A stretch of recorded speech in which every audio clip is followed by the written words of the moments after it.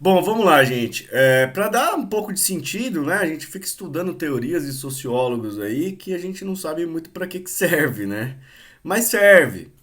Serve para quê? Para a gente entender a sociedade. Não é só uma alegoria, né?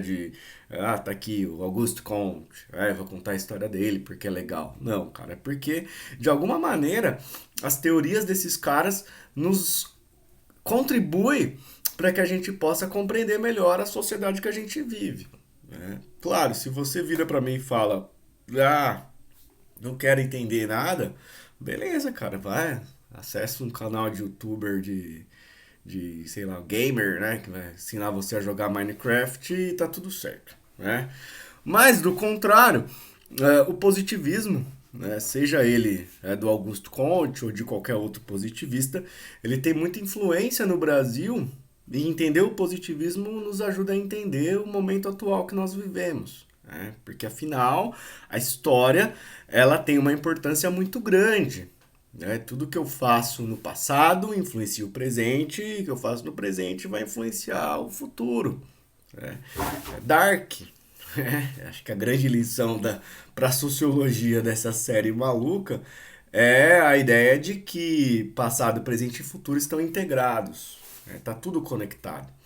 Então, o positivismo, que foi a ideologia que inaugurou a proclamação da República, né, o lema Ordem e Progresso estampado na bandeira nacional, diz muita coisa do comportamento do Estado. Por quê? Porque o Estado brasileiro estabelece, as elites brasileiras estabelecem lá o que é considerado dentro da ordem, e todos os grupos, classes ou pessoas que de alguma maneira, de forma arbitrária ou não, são considerados fora da ordem, esses grupos, essas classes, essas pessoas são eliminadas. É a visão organicista. Lembra que eu falava, né? Olha, pô, o positivismo pensa a sociedade como um organismo. Então, qualquer doença que venha afligir esse organismo, o positivista vai dizer que tem que ser eliminado. É assim que o Estado brasileiro funciona. Desde, sei lá, do Canudos, né, com a atuação em relação ao Antônio Conselheiro, né, a comunidade que foi criada, que é totalmente dizimada, as pessoas são mortas, né, corta-se a cabeça, expõe em praça pública. A postura em relação na ditadura do Getúlio Vargas, né, seus inimigos são mortos, são eliminados. A postura da ditadura militar, né, da mesma maneira. Né? E no período supostamente democrático, a mesma coisa. Você é até tolerado dentro da democracia, mas se você tensionar muito, você acaba sendo eliminado. É só pensar a prática do Estado, e aí, velho, eu não estou nem falando do governo, né? A prática do Estado em relação aos indígenas no Brasil. Afinal, o indígena é aquele sujeito que tem um modo de vida que não se encaixa na ordem considerada normal da sociedade brasileira. E aí, governos, sejam de esquerda e de direita, negligenciam os direitos indígenas, as terras indígenas. Se há algum projeto, sei lá, como Belo Monte, mesmo sendo um governo de esquerda, você passa por cima da questão dos direitos indígenas em nome do quê? Do progresso. Por isso, ordem e progresso. Um segundo aspecto menos vinculado ao Augusto Comte e mais vinculado a uma teoria de um positivista chamado Herbert Spencer, que é um sujeito que a gente caracteriza ele como um darwinista social. É errado, né? Porque o Darwin não falou nada disso. Né? O Darwin, quando foi pensar a teoria da evolução das espécies transposta para as sociedades, ele disse que ó, aqui não tem nada a ver, aqui é outro esquema. Mas o Spencer vai adaptar isso, dizendo que na sociedade, e aplicando isso às questões econômicas, na sociedade, cara, vivem ou devem sobreviver para que a sociedade melhore aqueles considerados mais fortes e mais aptos. Então, o Spencer é um cara que vai defender, no século XIX, a diminuição do Estado O Estado não deveria existir para questões sociais, para questões de saúde pública, para questões que envolvem a economia, né? E deixar que a livre concorrência entre os indivíduos, né, faça com que os melhores sobrevivam. Então você tem a livre concorrência na perspectiva do positivismo do Spencer como elemento que vai gerar o progresso. Transpondo isso, velho, para política contemporânea do Brasil, é perfeitamente compreensível, então, a atuação do governo federal.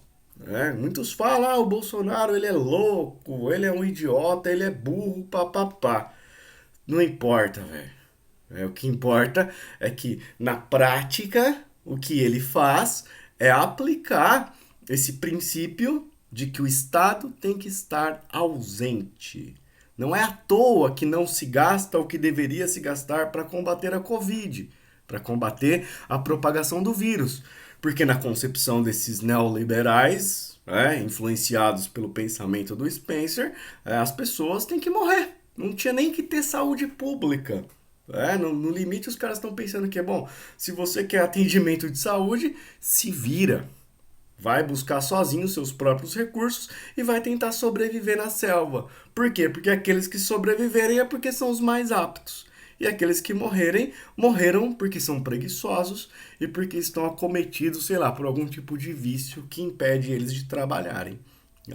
Da mesma forma, a gente pode pensar a questão da economia. Mas o Estado não está fazendo muito esforço para pagar o auxílio emergencial, o Estado não está preocupado. Por quê? Porque para ele, na verdade, deveria continuar tudo do mesmo jeito, tá tudo aberto, aí ia sobreviver aquelas empresas que tivessem maiores recursos, aquelas empresas que seriam consideradas mais aptas e mais fortes. E as pessoas, claro, os trabalhadores, você que lute. Né? Não sei se você já ouviu as pessoas reproduzindo isso, né? Mas essa é uma concepção do século XIX do Herbert Spencer. O problema é seu, se vira. Não teria que ter Estado, não teria que haver garantias constitucionais, você não teria direito a nada. A única coisa é que o Estado ia garantir que se você fizesse um contrato de trabalho, um contrato sei lá do que, esse contrato seria preservado e proteger, obviamente, a propriedade privada e as riquezas. Então, esse positivismo do Spencer ele reaparece agora, num projeto de governo. E que não é exclusividade do senhor Bolsonaro. Talvez porque ele não tenha condições intelectuais de sequer conseguir ler o Herbert Spencer. Mas esse é um projeto vinculado ao que a gente chama de neoliberalismo, que é a pauta da direita. Da direita, desde da versão PSDB, Fernando Henrique Cardoso, da versão do Collor, e é tão forte esse processo que influencia até aquilo que as pessoas chamam de esquerda, que foi o governo Lula, que deu uma barrada nesse neoliberalismo, mas manteve aspectos estruturais, privilegiando ainda aqueles que são mais ricos, principalmente o capital financeiro.